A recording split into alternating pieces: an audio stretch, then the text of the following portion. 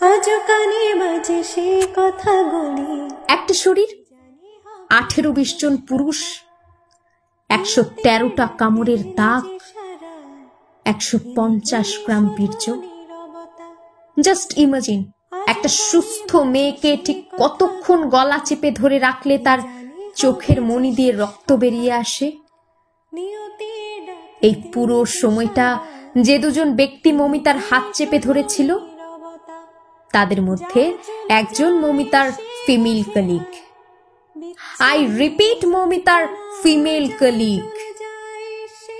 চোখ দিয়ে রক্ত বেরিয়ে আসার আগ মুহূর্তে মমিতা নিশ্চয়ই এই ফিমেল কলিগের দিকে তাকিয়েছিল।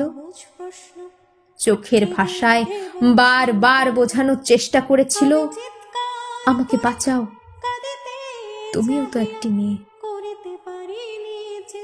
আহারে আহারে,